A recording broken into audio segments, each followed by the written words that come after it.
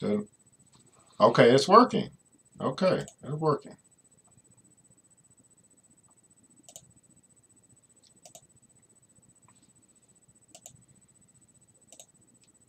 It's gonna be interesting. What's up, Baldy Fresh? Thanks so much for joining. I'm trying something new here, so we'll see if this thing works. The new Black Wall Street. Do it right, build wealth, live life, economic empowerment, real tips, insight on the new Black Wall Street. It's on the new Black Wall Street. He's your host.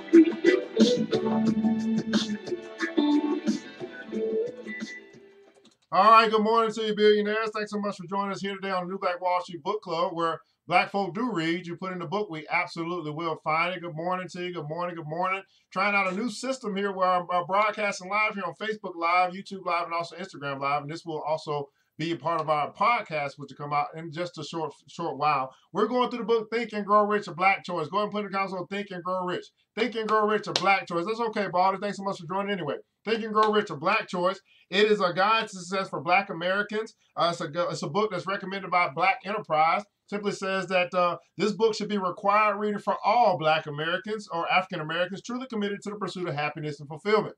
I'm your host, ERGJ, your certified financial educator, CEO of ERGJ Enterprises, ERGJ Black Bazaar, and international best-selling author of the book, The Black Billionaires Club. It's a book that you can pick up, and also you can also join the club as well by simply going to theblackbillionairesclub.com, theblackbillionairesclub.com. Today we're continuing along into chapter 8, a pleasing personality. A pleasing personality. Go ahead and hit that like button, that share button, that watch party button. Let people know that we're here. We're going to be discussing a pleasing personality. But before we do that, we're going to get our affirmation of the day. Right? We're going to get our affirmation of the day. And it's simply titled, I serve. I serve. And that's going to be from our good old day 6 of our Millionaire Mastermind Makeover flashcards. I serve. I serve. And it simply says this, guys, that my life is not about me, but my life is about fulfilling my divine purpose. And within my purpose, I serve. My life is not about me, but my life is about fulfilling my purpose or my divine purpose. And within my purpose, I serve. How about you? Do you serve? Are you fulfilling your divine purpose? Well, that's what we're talking about here. I serve on the Millionaire Mastermind flashcards. Now, you can pick up your Millionaire Mastermind flashcards. Just simply inbox us. Let us know you want to get you a pack. I think we got 2 left, 21 cards. They say it takes 21 days to change a habit, 21 days to change, to create new habits in your life. Let's get right to what we're going to discuss today. Think and Grow Rich, a Black Choice. Chapter 8, a pleasing personality. We're picking up on last episode, and we're going to be talking today about an opera singer, right, who used the golden rule. And then also we'll discuss another historical figure of the secret of a pleasing personality. Let's read. That's right, let's read. An opera star uses the golden rule. Let's read. Men and women have found the golden rule to contain all that was needed as they marched down the road to achievement. Leontine Price, the celebrated opera singer, tells a fascinating story in which this principle changed her life. Leontine Price, in the late 1950s. Leontine Price was a school teacher fresh from the ranks of Central State University in Wilberforce, Ohio. Though she had graduated with honors at the top of her class, she remained unfazed by her accomplishments. Sadly, teaching offered little challenge to the talented young woman. She loved her students, but was extremely bored. How many guys been in a situation where you like going to work, but man, it was just boring. You're just not fulfilling. She was extremely bored. And why not? As a child, she was able to read music before she could read books. Singing was her first love. An inner voice called to her, making her frustrated and depressed. She secretly longed for a career in the great concert halls. One day, after school, as she watched the children playing outside, she began taking stock, the bitter with the sweet, and realized that she was at a crossroads. Beseeched by her fellow teachers to keep her job, she listened to the beating of her heart instead. The following day, Leontine resigned. So we're talking about a black woman who was a teacher, who really wanted to pursue something in the arts, and she listened to her heart. Everybody put it on, so listen to my heart. She listened to her heart. What's going on, man? My man B. Miller, I'm trying this new application. See how it works. Let me know how it go, brother. Leontine was dead broke when she looked down the rainbow towards her dreams. She had all the qualities to become not only a good opera singer, but a great one. And I want you to know that you have an opportunity. You got all the qualities that you need to become great. You got all the qualities that you need to become great. But would she get the chance? In order to pursue her goals, she would need additional training, a substantial monetary support, maybe even a sponsor. Encouraged by her new sense of purpose, her parents supported her decision to sing. But as a product of limited means, Leontine's father was a carpenter and her mother was a midwife. They could offer her everything except money. They could offer her everything except money. Without the added assistance for voice lessons, extensive travel, and other mounting expenses, a career leading to Carnegie Hall and Lincoln Center would be difficult, if not impossible.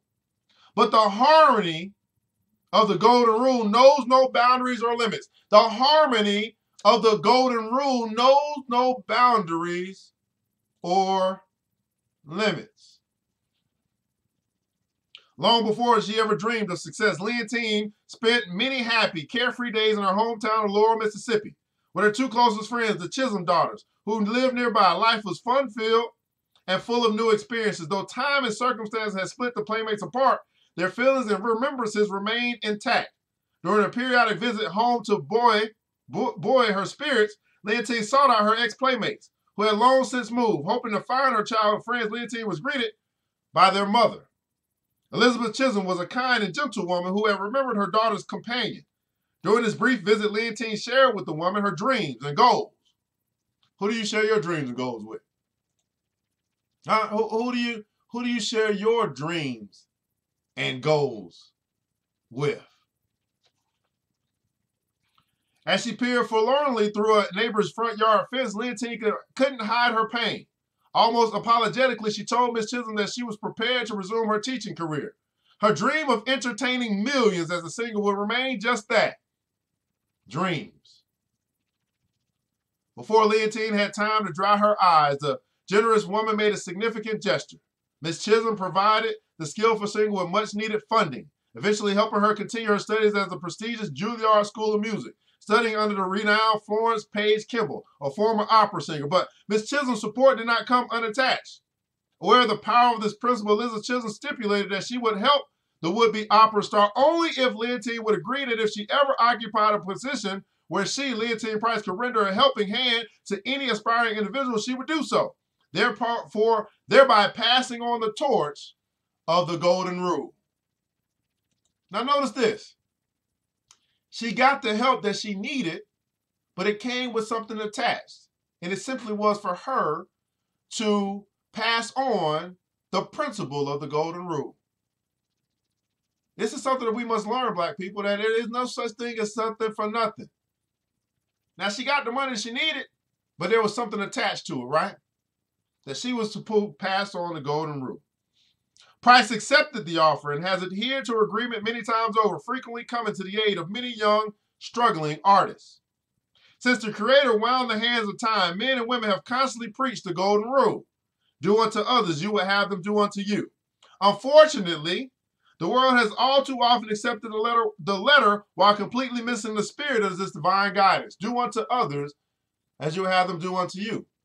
Now, here's just something I teach. I say, well, hey, if you were going on live right now, you probably want people to like and share.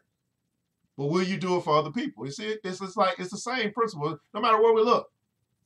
If you were in need of something, you will hope that other people will help you. Well, do you help other people when they're in need of something? Do unto others as you have them do unto you. I'm telling you, once I not only just spoke these words, but I actually lived them out, my life changed. My bank account changed. Do unto others as you will have them do unto you. So the question is like, well, what are you not doing for others that you want others to do for you? Maybe you need to start doing that. Let me say that again for the people in the back. What is it that you're not doing for others, but you want other people to do for you? Something as simple as a share, something as simple as a like, Something as simple as a compliment. Something as simple as a phone call to check on somebody. What is it that you want other people to do for you, but you are unwilling to do for others? That's breaking the law, by the way. That's breaking the rule.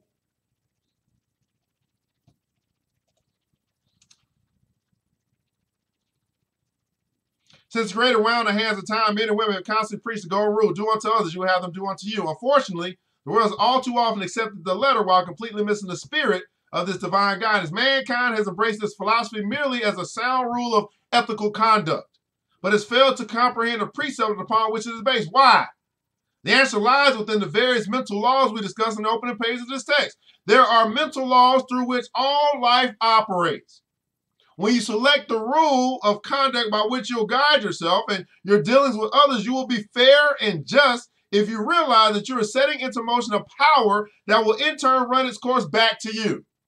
It's your privilege to deal unfairly with it's your privilege to deal unfairly with those around you. But if you understand the law upon which the golden rule is based, you must know that your unjust attitudes will come home to roost.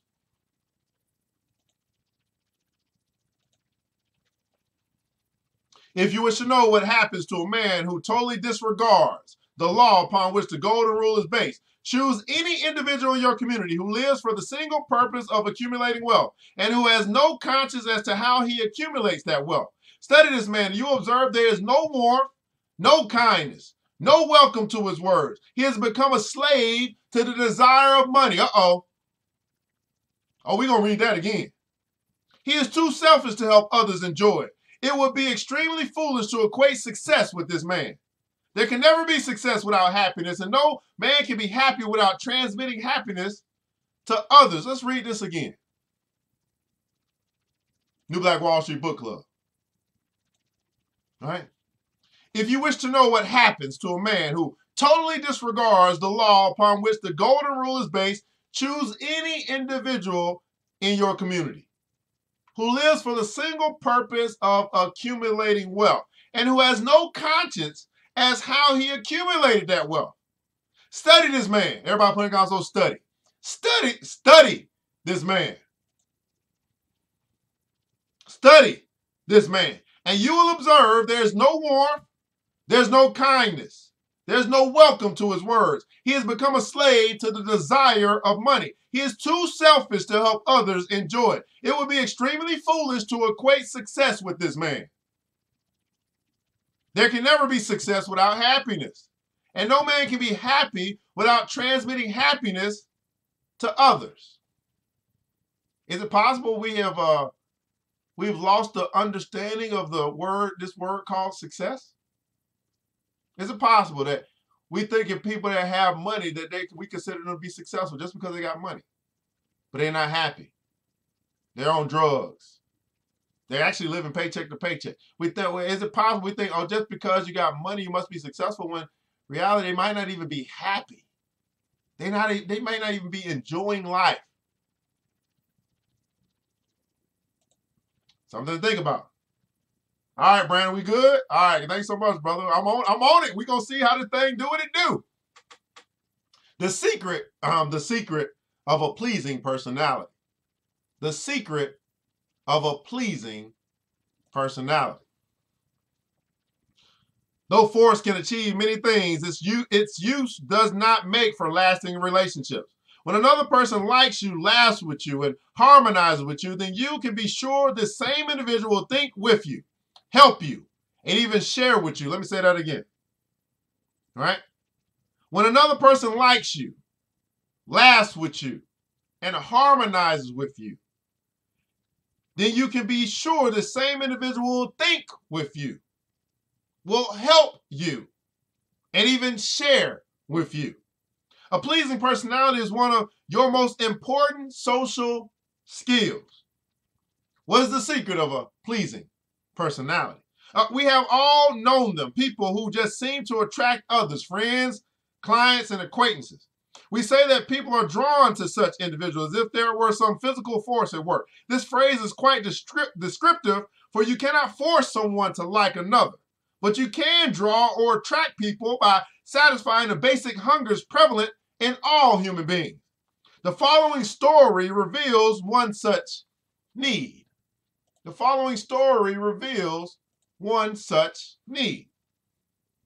A very prominent black businessman arrived one morning in his downtown office a couple of hours earlier than usual. He had some things he wanted to do before his employees reported to work. No one was there when he arrived except George, the custodian of the building. George was a faithful employee with many years of service to the firm. When his boss walked into his office, there was George, as usual, emptying trash cans, dusting furniture, and cleaning the office.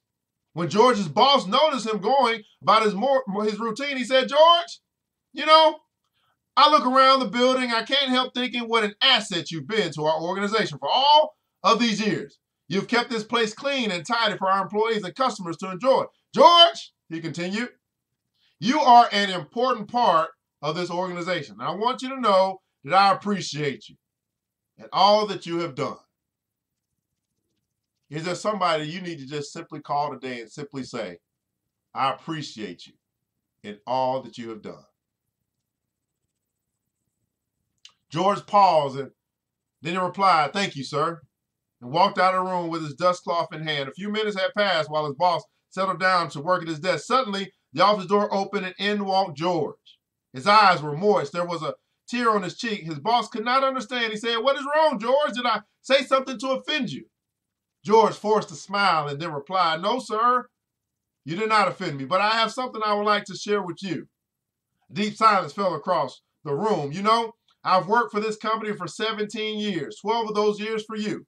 And this morning is the first time anyone has ever told me that they appreciated anything I've ever done."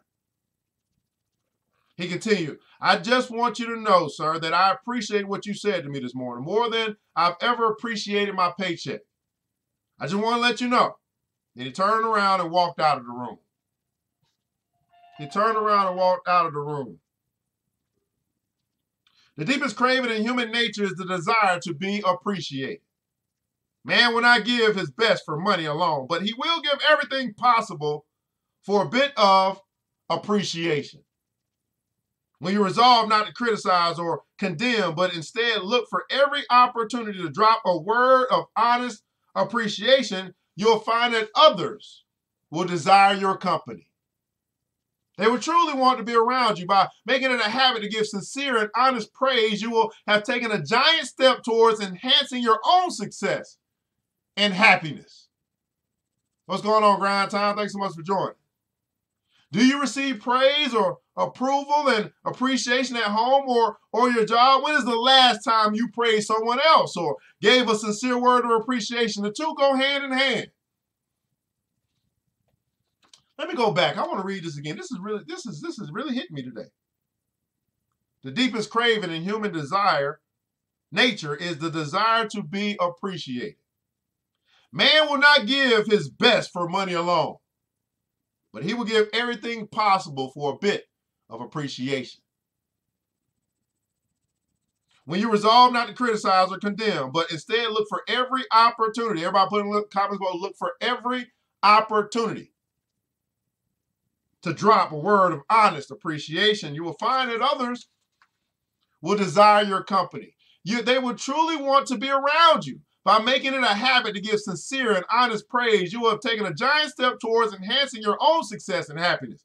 Do you receive praise or approval or appreciation at home or on your job? When is the last time you praised someone else or gave a sincere word of appreciation? The two go hand in hand. Too many people today are frazzled with circumstances. They are within many inner city neighborhoods. Emotions run high. When our emotions get out of control, which may be surprisingly often, we handle others with quickly chosen words, gestures, and decisions, emanating entirely from how we feel. However, it is much wiser to reverse the procedure. Set your feelings aside. Stop, listen, think, and reason with yourself. Think how the other person feels, not how you feel. Think about how the other person feels and not how you feel. When you look into a mirror, you expect to see your reflection. Likewise, the other person is always looking for himself to be reflected in your mirror, his ideas, his point of view. Think of the pride, the emotions, and the feelings of others, not your own. You will be surprised how quickly people will acquiesce to your point of view. You can now see the opportunity and importance of treating people by the way they feel and not the way you feel. This is a shift. This was considered a paradigm shift. To treat people based upon the way that they feel, not how you feel. The secret to a pleasing personality. Well, guys, I'm ERGJ, your certified financial educator. This is the New Black Wall Street Book Club, where black folk do read. You put in the book, we absolutely will find it. We're going today and continue along in the pleasing personality. We had an affirmation, I serve. We talked about the opera star who used the golden rule, and we've discussed the secret to a pleasing personality. Well, I pray and I hope that you've gotten something out of today. As we continue to read, we continue to go along this journey of personal development. I want to tell you this, that if you want your life to get better, you get better. That's right. If you want your life to change, you change. These are the ways that you change. You see, successful people, they read. That's one thing that they do. All of them say they read. You know what unsuccessful people don't do? They don't read. You know what successful people do? They take $8 and they go and invest in a book like this. $8, $7.99. You know what unsuccessful people don't do? They won't invest $8. They'll spend it, they'll waste it. But they won't spend $8 to get a book that can change their life. Now, how does it change their life? Because it changes the way that they think. And once you take this, you change this, free your mind, and the rest will follow. Well, guys, I want you to remember this.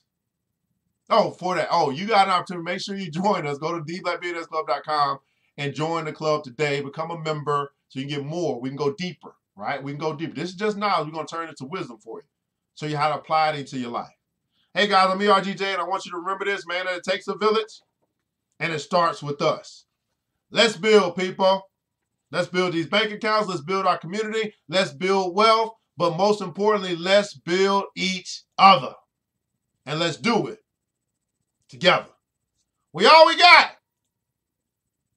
But guess what? That's enough. Now, I pray to God preserve each and every one of you that you'll go out today on this wonderful Wednesday and you will crush your goals. And you'll remember to serve, be of useful service to other people. I'm telling you, the more that you find ways to serve, the more money will come into your storehouse.